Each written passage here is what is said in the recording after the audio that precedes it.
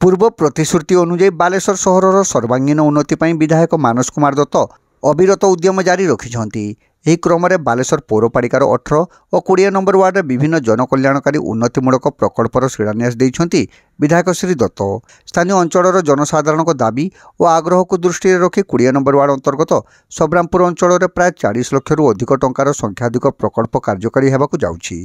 ଏଥିମଧ୍ୟରେ ରାଜ୍ୟ ସରକାରଙ୍କ ପଞ୍ଚାୟତି ରାଜ ଓ ପାନୀୟ ଜଳ ଯୋଗାଣ ବିଭାଗ ମାଧ୍ୟମରେ ସଦର ପଞ୍ଚାୟତ ସମିତି ପକ୍ଷରୁ ମୁଖ୍ୟମନ୍ତ୍ରୀଙ୍କ ସ୍ୱତନ୍ତ୍ର ସହାୟତା ଯୋଜନାରେ 4 ଲକ୍ଷ ଟଙ୍କା ଖର୍ଚ୍ଚ ଅଟକଳରେ ସବ୍ରାମପୁର କମ୍ୟୁନିଟି ସେଣ୍ଟର, 4 ଲକ୍ଷ ଟଙ୍କା ଖର୍ଚ୍ଚ ଅଟକଳରେ ସବ୍ରାମପୁର କମ୍ୟୁନିଟି ସେଣ୍ଟର ଖେଳ ପଡ଼ିଆ ପାଖ ନୂତନ ଗୃହ ନିର୍ମାଣ, 4 ଲକ୍ଷ ଟଙ୍କା ଖର୍ଚ୍ଚ ଅଟକଳରେ ସ୍ଥାନୀୟ ଆଦିବାସୀଙ୍କ ଜାହିରା କମ୍ୟୁନିଟି ସେଣ୍ଟର ପୁନରୁଦ୍ଧାର, 5 ଲକ୍ଷ ଟଙ୍କା ଖର୍ଚ୍ଚ ଅଟକଳରେ ସବ୍ରାମପୁର ଦୁର୍ଗା ମଣ୍ଡପରେ ସେଡ୍ ନିର୍ମାଣ, 5 ଲକ୍ଷ ଟଙ୍କା ଖର୍ଚ୍ଚ ଅଟକଳରେ ସବ୍ରାମପୁର ଉଚ୍ଚ ମାଧ୍ୟମିକ ବିଦ୍ୟାଳୟର ଅତିରିକ୍ତ ଶ୍ରେଣୀଗୃହ ନିର୍ମାଣ, 5 ଲକ୍ଷ ଟଙ୍କା ଖର୍ଚ୍ଚ ଅଟକଳରେ ସବ୍ରାମପୁର UGME ସ୍କୁଲର ଅତିରିକ୍ତ ଶ୍ରେଣୀଗୃହ ନିର୍ମାଣ, 3 ଲକ୍ଷ ଟଙ୍କା ଖର୍ଚ୍ଚ ଅଟକଳରେ ସ୍ଥାନୀୟ କିଶୋର କ୍ଲବ ପୁନରୁଦ୍ଧାର, 5 ଲକ୍ଷ ଟଙ୍କା ଖର୍ଚ୍ଚ ଅଟକଳରେ ସ୍ଥାନୀୟ ବୁଢ଼ୀ କାଳୀ ମନ୍ଦିରର ମରାମତି ଓ ନବୀକରଣର ପ୍ରଭୃତି ପ୍ରକଳ୍ପ କାର୍ଯ୍ୟକାରୀ ପାଇଁ ବିଧାୟକ ଶ୍ରୀ ଦତ୍ତ ଶିଳାନ୍ୟାସ କରିଥିଲେ।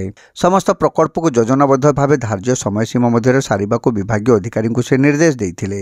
ଏହି ଅବସରରେ 20 ନମ୍ବର ୱାର୍ଡ କାଉନସିଲର ନିରୁପମା ଦାସଙ୍କ ସମେତ ଚିତ୍ତରଞ୍ଜନ ପଣ୍ଡା, ସୀତାକାନ୍ତ ସ୍ୱାଇଁ, ରାଜା ପାଣିଗ୍ରାହୀ, ହୃଷିକେଶ ପାତ୍ର, ଆଲୋକ ଦାସ, ଷଡ଼େନ୍ଦ୍ର ପ୍ରସାଦ ଦାସ, ବିଳାସିନୀ ଦାସ, ହେମଲତା ଦାସ, ଛବି ନନ୍ଦ ପ୍ରମୁଖ ସ୍ଥାନୀୟ ଅଞ୍ଚଳବାସୀ ଉପସ୍ଥିତ ରହିଥିଲେ। ସେହିପରି 18 ନମ୍ବର ୱାର୍ଡରେ 4 ଲକ୍ଷ ଟଙ୍କା ଖର୍ଚ୍ଚ ଅଟକଳରେ ରାଣୀପାଟଣା ସ୍ଥିତ ଥାନେଶ୍ୱରୀ ପାଠାଗାରର ପୂର୍ଣ୍ଣାଙ୍ଗୀକରଣ ଓ 4 ଲକ୍ଷ ଟଙ୍କା ଖର୍ଚ୍ଚ ଅଟକଳରେ ରାଣୀପାଟଣା ଛକ ସ୍ଥିତ ମା ଥାନେଶ୍ୱରୀ ଠାକୁରାଣୀଙ୍କ ମଣ୍ଡପର ପୁନରୁଦ୍ଧାର ଓ ରକ୍ଷଣାବେକ୍ଷଣ ପ୍ରକଳ୍ପର ଶିଳାନ୍ୟାସ କରିଥିଲେ ବିଧାୟକ ଶ୍ରୀ ଦତ୍ତ।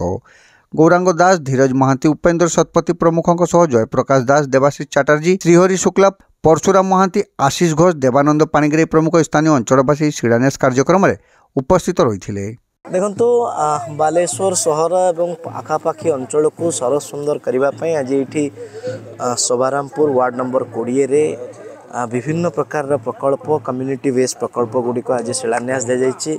पाखापाखि 25 लक्ष ऊर्ध्व टंकार प्रथम पर्यायर दि जाइए। आपड़ देखुं बहुत कम्युनिटी सेंटर, सभागृह, हरियाट, विशेष भाव में श्रेणीगृह किसी दि जाइए।